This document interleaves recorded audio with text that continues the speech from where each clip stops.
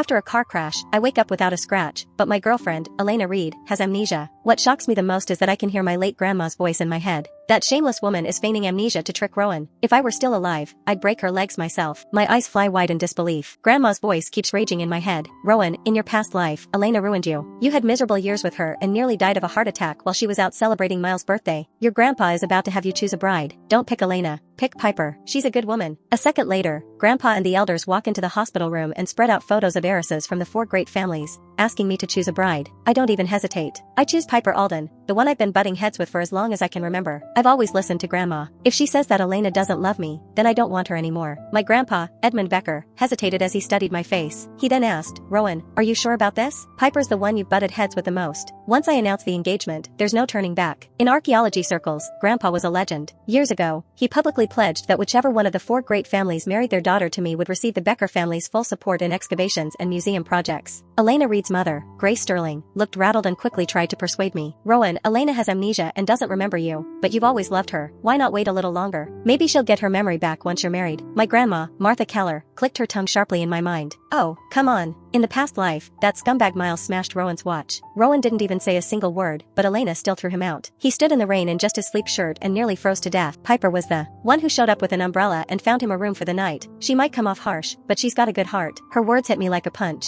I never understood why Grandma talked about past lives, but when I heard her, something in my chest tightened. I couldn't shake the feeling that what she said had really happened. Miles Ashcroft really was Elena's first love. I only started dating her after they broke up. Grandpa, I've made up my mind, I said. I choose Piper Alden. Grandpa slid the photographs back into their envelope and clasped my shoulder. Very well. I'll respect your choice. In 2 days, I'll announce your engagement to Piper. Grandma let out a sigh of relief. Good. Now, maybe Rowan can finally have a happy married life. While Grandpa stayed with the other elders to talk business, I changed out of the hospital gown and went to get some air. But when I stepped out of the hospital room, 3 elegant, polished women were waiting at the door. They were all my childhood sweethearts, all once considered candidates for my future bride. Elena was there, but Piper wasn't. Sabrina Collins flashed a bright smile and took a step closer. Rowan, I heard that Edmund is choosing your fiancé from the 4 of us. So, who is it? She asked curiously. Ren Porter laughed. Do you even need to ask? Everyone knows that Rowan has been crazy about Elena forever. He treats her like she's made of glass. Elena gave me an indifferent glance. I don't remember anything from the last 3 years. The only thing I remember is that Miles is my boyfriend. I know that somewhere in those missing years, you and I were together. I don't love you now, but if my dad insists on the engagement, I'll go through with it. Grandma snorted. In the past life, she faked memory loss so she could fool around with Miles while keeping Rowan at her side so she could access the Becker family's money.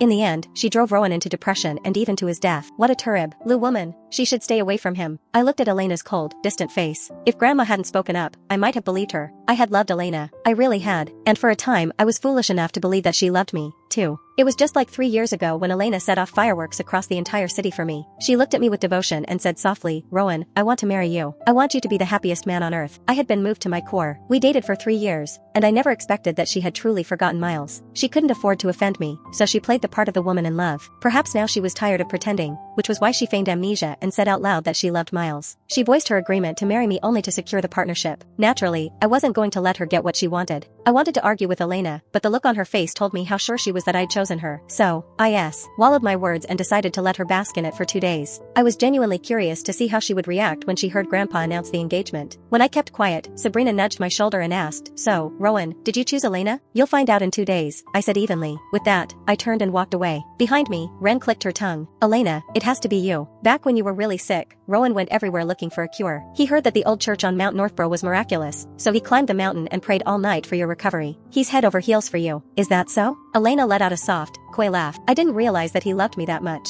My heart ached, but I kept my eyes dry. Everyone in our circle knew I loved Elena. People joked I was a doormat, but I didn't care. I had lost my parents when I was young. Grandpa and Grandma spent years on archaeological digs and were always away. I was the kid one could push around. Only Elena stood up for me. I'd liked her since I was a boy. When she confessed to me, I was over the moon and swore that I'd treat her better than anyone else ever could. But every kindness she showed me came with strings attached. She didn't deserve my sincere love. Rowan, wait. I turned and saw Elena walk over in her high heels, her chin held high. I know that you've chosen me. I'll marry you, but my heart belongs to Miles. I hope you'll leave us alone and not interfere. I stared at her. Didn't you lose your memory? What makes you so sure that I'd choose you? Elena frowned. Everyone says you love me. Who else would you choose? I almost laughed. So, she knew how I felt. And this was how she wanted to treat my feelings. Don't worry, I said. I won't chase you anymore. I'll stay out of your way. Honestly, if Elena knew that I had chosen Piper, she'd probably be delighted. My words stunned Elena for a second. I turned and headed for the main doors. Saying this, Elena moved as if to grab my sleeve. Just then, an electric scooter suddenly shot toward me out of nowhere. The front wheel slammed into my shin. I hit the ground hard, my palms scraping across the floor as a wave of pain crashed over me. Miles went pale, jumped off the scooter, and reached to haul me up.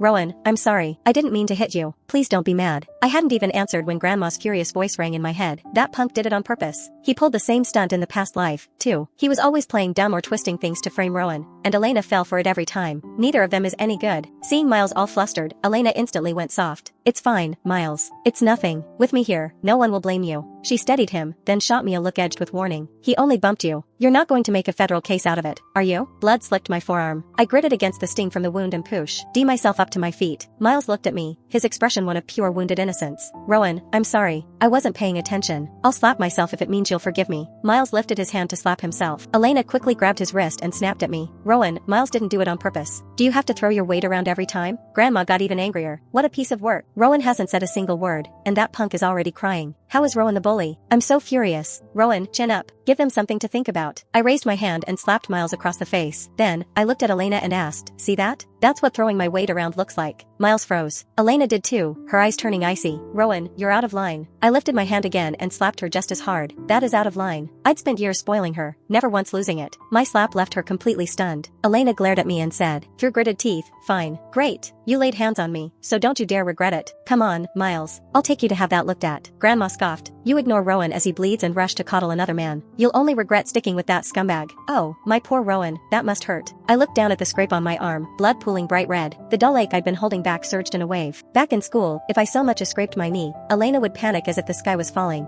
ready to take the pain from me if she could. Perhaps her love was a lie, but the closeness we shared back then was genuine. But now, she didn't even glance at my injury. She scolded me instead, desperate to shield the man she really cared about. Grandma's words sounded true. If I were to marry Elena, it would only end badly. I pushed the thought aside and went to find a nurse to clean and bandage my arm. Just then, a cluster of nurses was peering toward the corridor, so I glanced over too. Through the glass partition, I saw Miles and Elena wrapped in each other's arms, their body language anything but innocent. I heard Miles murmur, Elena, if Rowan ever finds out you faked amnesia just to be with me out in the open, he'll flip. Elena pinched his cheek. So what if he does? Everyone knows he loves me. Whether I have amnesia or not, he'll still be begging me to marry him. Grandma gave a cold snort in my head. Keep dreaming. Rowan didn't choose you this time. He won't be begging you for anything. In a couple of days, when the engagement news drops, we'll see how cocky you are. I let out a humorless breath, my face as pale as paper, and decided I'd heard enough. Holding my bandaged hand, I headed for the exit. That was when the hallway erupted. Someone yelled, those guys have knives. Run. Panic rippled through the crowd. Instinct took over, and I moved with the crowd, but one of the agitated patients lunged at me, grabbing hold and raising a knife to strike.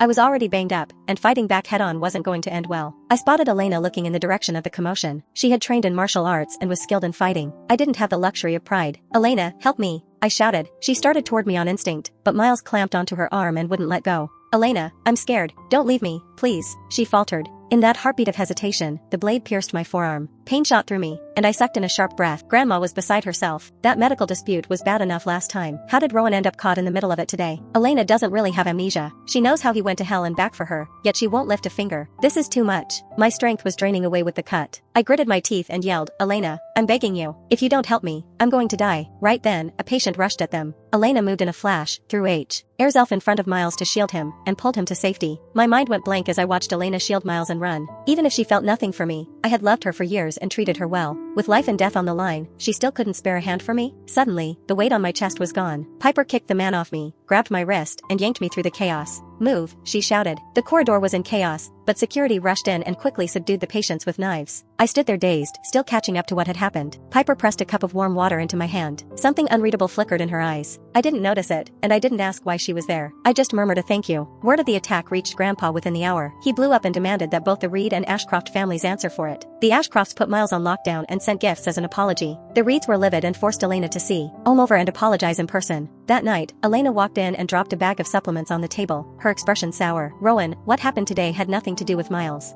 I'm the one who didn't help you. Why make him suffer for it? Are you settling a score? I lifted my arm. Fresh bandages wrapped it thickly. Do you see this, Elena? She faltered for a beat, then pushed back. You're not dead, are you? Everyone knows you're the scion of the Becker family. All you have to do is shout, and people will line up to protect you. Miles only has me, you saw it. He nearly got hurt, too. Stop going after him. Talk to Edmund and get Miles' confinement lifted, or I'll call off our engagement. She said it as if she were sure I would cave, but I was past disappointment. I didn't even have the energy to argue. Security, walk her out. The guards then escorted her out of my house. At the door, she spun and snapped, Rowan, you'll regret this. She didn't show her face the next day. Grandpa took my engagement seriously and hosted the grandest banquet the Becker family had ever held. All 4 of the great families were in attendance. I walked in wearing a tux. Elena stood at the center of the banquet hall. Miles was next to her, grinning like he'd won. I was briefly taken aback. How was Miles here if he was supposed to be grounded? Grandma gave a cold laugh. Elena must have pressured the Ashcrofts until they caved. She bends over backward for Miles, but she never once did that for Rowan. What a heartless woman. Elena glanced my way and looked off like I wasn't there, while Miles flashed me a cocky smirk. Whispers ran across the crowd. Why is Elena so cold to Rowan? And why is she glued to Miles? I heard that Piper is into Rowan. Maybe this engagement banquet isn't as simple as it seems.